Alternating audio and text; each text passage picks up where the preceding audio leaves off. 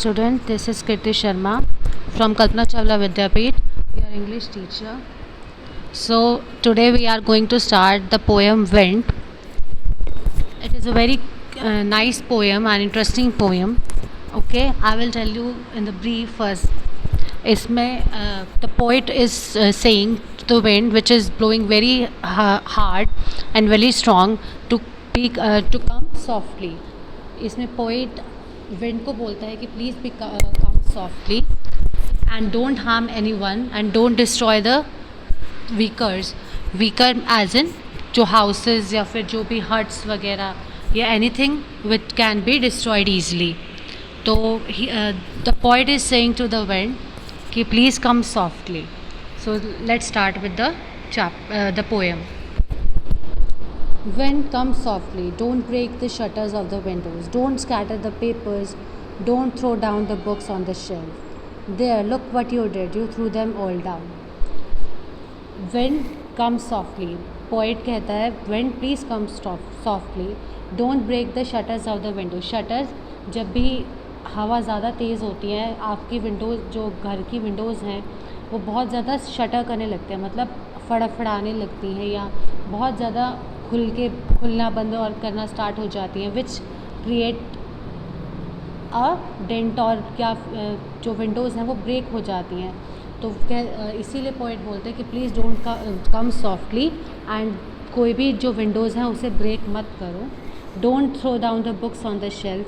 तुम इतनी तेज़ी से मत आओ और जो भी शेल्फ पर बुक हैं उनको मत गिरा दो. There, look what you did. You threw them all down. देखो तुमने क्या किया, but you refuse to listen to me and तुम तेज़ी से आई, स्ट्रांगली आई. You tore the pages of the books. You brought rain again. तुमने फिर बुक्स की जो पेजेस हैं वो फाड़ दिए तेज़ी से आकर, स्ट्रांगली आकर. You brought rain again. तुम बहुत तेज़ बारिश भी लेकर आई. You are very clever at poking fun at the weaklings. Poking fun at weaklings means किसी अपने से वीकर का, जो आपसे कमज़ोर है, उसका मजाक बनाना. So in this context the poet wants to say is कि तुम to the wind that you are very much clever, कि तुम बहुत क्लेवर हो, कि तुमसे जो बहुत वीक हैं, जो तुम्हारे अगेंस्ट खड़े नहीं रह सकते, तुम उनका मजाक बना रही हो. Frail crumblings and those are the what are the things which are weaker than him, weaker than the wind are frail crumbling houses, crumbling doors, crumbling rafters, crumbling woods, crumbling bodies, crumbling lives, crumbling hearts. तो इस passage में क्या इस paragraph में बोला गया है कि जो बॉडीज़ हैं, राफ्टर्स हैं, हाउसेस हैं, वर्ड या डोर्स हैं जो बहुत ईज़िली क्रम्बल हो जाती हैं, मतलब बहुत जल्दी गिर जाती हैं. They are the weaklings. जो यहाँ पर पोकिंग फन एट वीकलिंग्स की बात की गई है, दे आर द वीकलिंग्स जो बहुत जल्दी टूट जाते हैं, बहुत जल्दी ब्रेक हो जाते हैं. इस पॉइंट में आपको पॉइंट बोलना चाहता है कि अगर for example if any situation, कोई भी सिचुएशन आती है, जो कोई भी प्रॉब्लम और ऑब्स्टेकल आता है, जो वीकर है वो बहुत जल्दी ब्रेक हो जाते हैं या जो हार मान जाते हैं. बट जो स्ट्रॉन्ग रहेगा या जो स्ट्रॉन्ग रहता है as a mentally and physically, they will go on.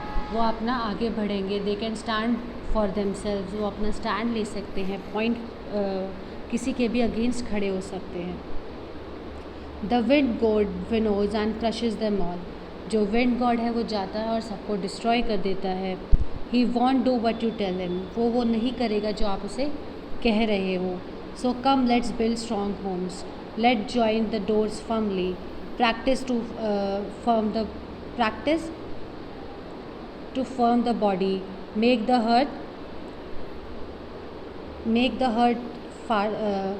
the heart steadfast.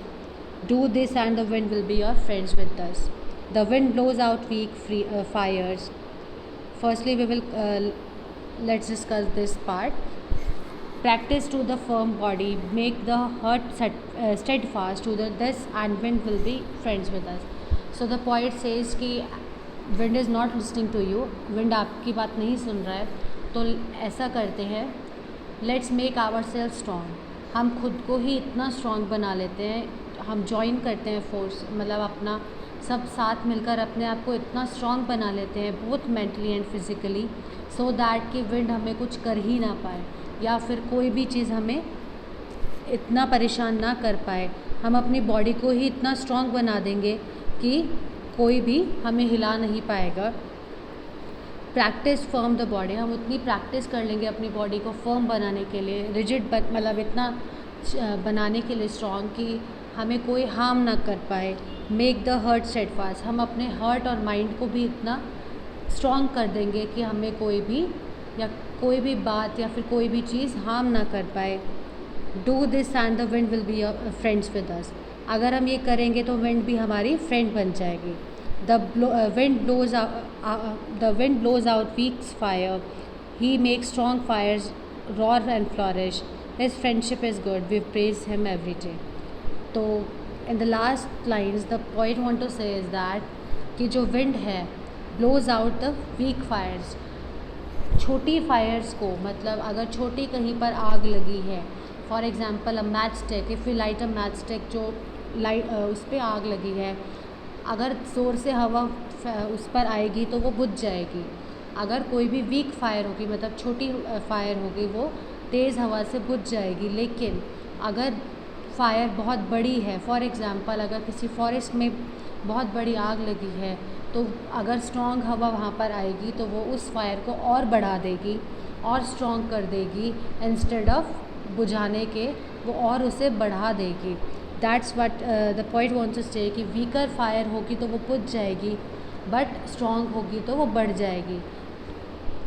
तो वो अब कहता है कि हमें उसी की तरह स्ट्रॉन्ग बनना है, तभी जो है विंड भी हमारी फ्रेंड बनेगी एंड उसकी फ्रेंडशिप हमारे लिए अच्छी होगी। And we praise him every day, क्योंकि वो एक नेचर का ही पार्ट है तो हम उसे प्रेज भी करते हैं।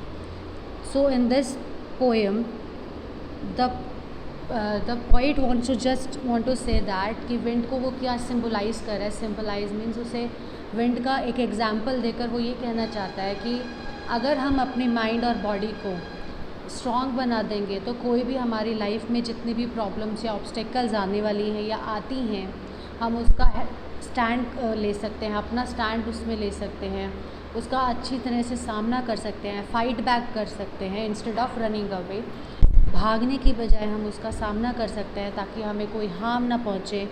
हम इतना स्ट्रॉन्ग बन जाएंगे कि कोई भी हमें वीक ना समझे या हमारा कोई फ़ायदा ना उठा पाए।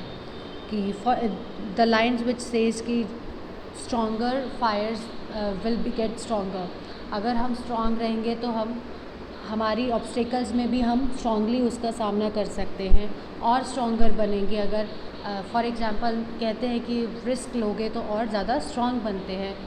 दैट मीन्स कि अगर हमारा माइंड स्ट्रॉन्ग होगा, हम फिज़िकली स्ट्रॉन्ग होंगे, तो हम स्ट्रॉन्ग डिसीजंस भी ले सकते हैं फ्यूचर के लिए, तो which can be profitable for us. So in this poem, the poet just want to symbolize the wind to the obstacles or daily problems or harmful things which others says to you, कि हमें उसका कैसे सामना करना चाहिए और अपने आप को कितना स्ट्रॉन्ग बनाना चाहिए। So class, that's it for the poem Wind. I hope this is clear to you. Thank you, and let's meet in the next video.